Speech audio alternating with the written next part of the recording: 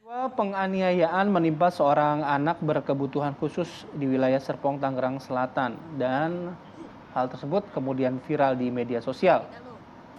Korban dianiaya oleh sejumlah pelaku dan tidak hanya itu, korban juga dipaksa untuk menjulurkan lidahnya dan disundut rokok oleh para pelaku. Akibatnya, korban menderita luka di tangan kiri serta bagian lidah dan juga bibir. Peristiwa penganiayaan itu terjadi tidak jauh dari rumah korban.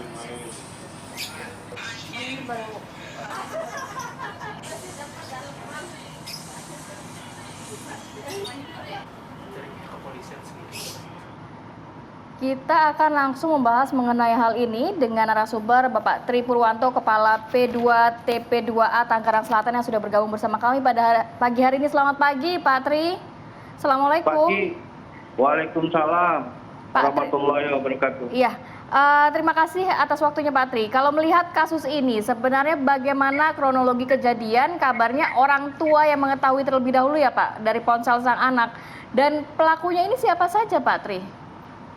Oh ya, jadi kalau dari cerita orang tua atau ketua RT setempat yang kita sempat datangi, orang tua itu mengetahui kejadian ini karena dia membuka HP anaknya gitu loh. Jadi kejadian itu sekitar tanggal 15 Mei 2022. Jadi pukul 10 malam anak ini main gitu dengan temannya. Dia terusnya ngejemput temennya lagi di bawah jalan. Akhirnya berkumpul di suatu tempat atau rumah temannya juga.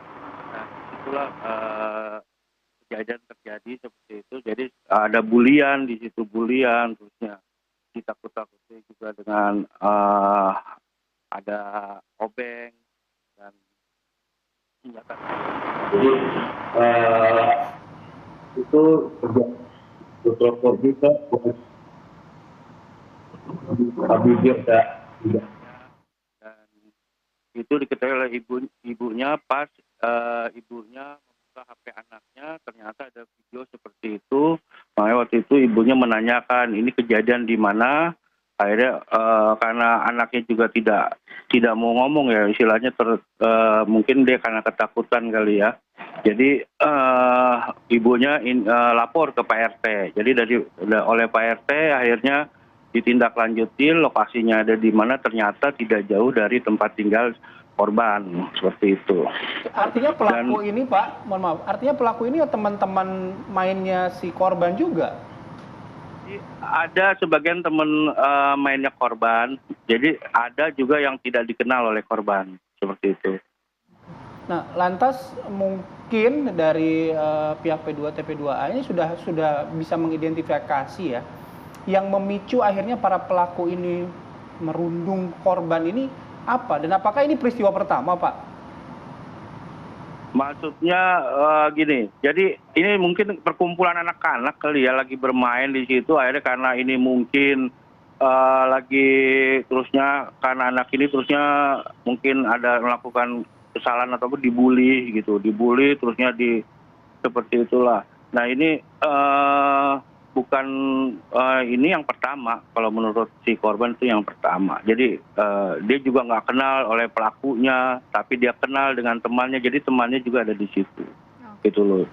Pak Tri, sudahkah juga berkomunikasi dengan para pelaku perundungan ini Pak Tri? Karena melihat kan juga korban masih di bawah umur dan juga korban ini berkebutuhan khusus begitu. Ya, saya juga ingin garis bawahi ya, dalam hati berkebutuhan khusus sebetulnya tidak ini ya, dia cuman daya tangkapnya aja yang kurang ini. Jadi kalau waktu kita pertama bertemu juga, kita tanya dia jawab, kita tanya dia jawab. Jadi tidak ada ini ya, jadi hanya normal, cuman mungkin karena daya tangkap aja seperti itu. Dan dia juga bisa menceritakan peristiwa itu. Yang tadinya takut, akhirnya pas waktu kita motivasi, akhirnya dia berani bicara. Untuk pelaku yang juga usia anak, mungkin itu proses sudah di kepolisian di Polres Tangsel dan memang lagi sudah berjalan. Kita tunggu aja dan kita di sini mendampingi korban dalam hal proses hukumnya gitu, seperti itu. Kondisi korban sendiri bagaimana Pak sampai hari ini Pak? Kemarin terakhir dia ke sini untuk pembekalan hukum juga. Kita lihat juga kondisinya memang masih trauma ya. Dalam arti trauma tuh mungkin takut dia untuk mengungkapkan yang sebenarnya, tapi kita motivasi untuk berani mengungkapkan itu apa yang terjadi dan apa yang dialami oleh korban. Alhamdulillah juga korban juga berani kemarin tuh cerita juga, akhirnya dia juga cerita ke kita. Dan hari ini insya Allah korban juga kita berikan layanan konseling psikolog nanti di jam 9. Ya, Pak Tri, ini kan ada video yang viral di media sosial dan kabarnya juga video direkam di HP korban. Nah, yang merekam siapa, kemudian yang menyebarkan siapa? Apakah pelaku juga atau gimana? Jadi gini, jadi waktu pas perundungan itu ya, jadi mereka itu memvideokan melalui HP korban, seperti itu. Akhirnya mereka juga bikin status di HP korban. Nah, sebetulnya sih korban juga nggak tahu kalau tidak ibunya itu membuka HP si korban waktu itu, karena waktu itu dicari nama ibunya nggak ada, di mana nggak tahu.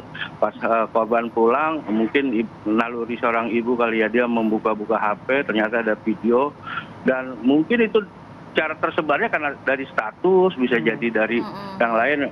Itu ibunya juga sempat menanyakan itu, gimana Pak ini kalau videonya sudah tersebar gimana? Saya bilang ya udah, kalau yang penting kita jalanin aja prosesnya yang ada, seperti itu. Dari sepengetahuan Pak Tri, pelaku ini berapa orang ya Pak? Kalau dari video yang kita lihat itu kan ada empat orang anak ya. Jadi anak-anak seusia umur 11 tahun lah kalau saya lihat seperti itu. Nah, itu baru dugaan ya, nanti ya lebih ininya mungkin dari kepolisian nanti yang akan ini memberikan keterangan ke kita juga nanti. Sudah ada permintaan maaf atau komunikasi belum sih Pak antara pelaku dan juga korban? Sebetulnya di awal-awal itu sudah ada. Jadi waktu Pak RT itu akhirnya tahu lokasi kejadian itu, dia memanggil semua anak-anak itu gitu loh, dan korban. Jadi ditanya semuanya. Tapi di saat itu tidak terjadi kesepakatan ya, karena masing-masing anak ini juga nggak berani juga ngungkapin gitu loh, karena ya itu akhirnya keluarga korban menginginkan lapor polisi, seperti itu. Oke. Satu lagi Pak, mungkin Pak Tri juga dapat informasi ketika ini kan lokasi kejadiannya tidak jauh sebenarnya dari rumah korban ya, ketika korban dan juga pelaku bersama-sama datang ke sana. Apakah memang kondisinya sepi Pak, bangunan yang ditinggal oleh pemiliknya, atau seperti apa Pak? Sampai mungkin ada yang mendengar atau tidak mendengar dari peristiwa itu. Oh ya, jadi gini, menurut informasi orang tua dan ketua RT juga, sebetulnya emang itu teman main. Kalau di lokasi tempat itu teman main korban lah, istilahnya seperti itu. Jadi rumah bukannya sepi, tapi ada orang tua dari tempat rumah itu yang memang lagi pulang kampung. Jadi dia tinggal di situ. Akhirnya memanggil teman-temannya untuk nginap di situ gitu. Jadi sebetulnya rumah itu ada orang tuanya, cuma lagi pulang kampung karena dia tinggal sendiri. Akhirnya dia ini ke teman-temannya untuk nginep di situ, seperti itu. Baik, Pak Tri, jadinya nantinya akan diserahkan kepada pihak kepolisian dan akan diproses secara hukum ke depannya? Iya, benar. Jadi karena sudah masuk laporan kepolisiannya dan juga dari pihak polisi juga sudah memprosesnya, sudah memanggil keluarga korban juga, sudah memanggil para saksi tadi yang 4 orang anak ini. Mungkin nanti dari selanjutnya kita tunggu pemanggilan berikutnya oleh pihak kepolisian gitu. Baik, terima kasih banyak Bapak Tri Purwanto, Kepala P2 TP2A Tangerang Selatan, sudah berbagi informasi pada pagi hari ini. Salam sehat selalu Bapak. Amin, amin. Terima kasih. Dan ini juga menjadi perhatian untuk kita semua ya, karena memang gini, korban bullying ini efeknya bukan hanya hari ini saat dibully, begitu ya, kedepannya juga akan berefek panjang kepada korban tersebut. Dan dijaga oleh orang tua nih, dijaga anak-anaknya jangan sampai menjadi korban ataupun pelaku bullying ya. Betul, oke.